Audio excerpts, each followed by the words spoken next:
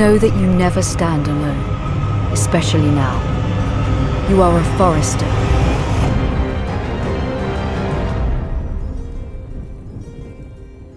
Game of Thrones has proven wildly popular as both a series of novels and a series of TV shows. With Telltale's previous success with the adaptation of The Walking Dead game, how have they fared so far with episode 1 of the Game of Thrones game? Firstly, I want to be clear that this review will contain some spoilers through to the end of the 3rd season of the show and through to the book, A Storm of Swords. Thus, this is definitely a game designed for existing fans of either the show or the books. It is not a good starting place for someone looking for a gateway into the worlds of A Song of Ice and Fire. With that said, the game kicks off just before the Red Wedding and introduces you to one of the 3 protagonists you play as in episode 1, Garrett Tuttle. Garrett is the sad-eyed squire to one Lord Forrester, bannerman to the Starks. We see him receive a promotion before the shit promptly hits the fan and Lord Forrester becomes an unfortunate victim of war. We love the fray. Thus, our second protagonist, Ethan Forrester, the third-born son, must assume the role of Lord. Meanwhile, his sister and our third protagonist, Mira Forrester, is acting as handmaiden to Marjorie Tyrell in King's Landing. And so the scene is set, and the story can jump between the 3 protagonists as they work towards the defence and honour of House Forrester. Speaking of story, this being a Telltale game, the focus is very much on telling a tale, and not on in-depth gameplay. The game plays out predominantly through dialogue between various characters, in which you must make decisions which can alter the path of the game. These dialogue choices are timed, adding urgency and pressure to your decisions, and ultimately giving them more weight. Good luck. This being the first episode, much of the story is focused on setting the scene. Subsequent playthroughs showed that many plot points were preordained.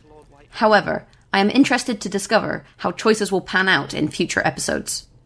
On top of the dialogue, there are also instances of point-and-click exploring.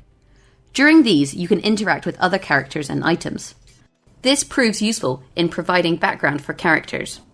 You are also required to make choices about which items you should take or leave. On top of this, there is a handy codex with further information should you require more story. Combat sequences are provided via QuickTime events, or QTEs. These work well in the context of the game to provide pace in the action sequences while allowing the player to feel involved and immersed. Failure can result in death, though the events do prove fairly easy. Death is usually fairly graphic, though not costly, resetting to the previous checkpoint. Thus, the episode plays out in roughly 2 hours per playthrough. Although, the player is encouraged to play again and make different decisions to see the outcome. This release style will suit someone who enjoys playing games in short, sharp bursts, though it may be better for others to wait until there are more available episodes if you desire a more long-winded experience. Graphically, the art direction is alluring. The painted style of the characters and backgrounds is charming and suits the historic setting of the game. It also makes the intense and violent deaths that occur slightly less repugnant, while still retaining the shock factor required. The characters based on actual people from the show are on point, clearly portraying the people they are supposed to be. They are also voiced by the actors from the show, allowing a smooth transition from those who watch the show to then playing the game. What would you have the girl do, Cersei? It's not as if she fought beside the Starks, wielding a battle axe for the Northern Army.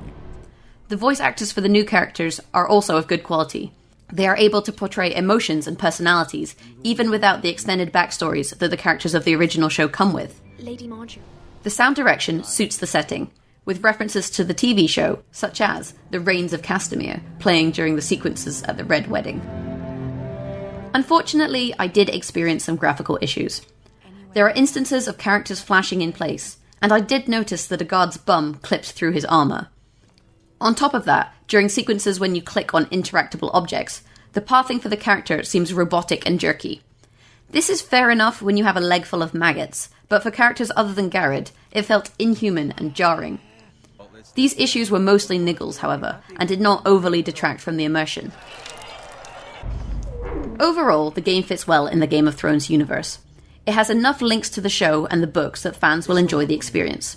The storyline provides the player with tough decisions and encourages replay. However, these choices do not yet feel as if they have much depth or purpose. The episode is designed to set the scene and get you up to speed with the characters and story, but as such, it can feel fairly slow-paced. It really depends on the future episodes as to whether this is one to buy or not. As for those who enjoy gameplay, you may find this game dull. It is more of an interactive story than a true game, in that you watch more than you play. With all this taken into account, I am giving the game a preemptive 5 out of 8 bits. It shows promise, but I would recommend waiting until at least 1 or 2 more episodes come out before you get too invested. After all, your favourite characters will probably die. Good fucking riddance. If you found this review enlightening, please click that like button. We also have a Facebook at facebook.com/thekilobits and a Twitter at thekilobits.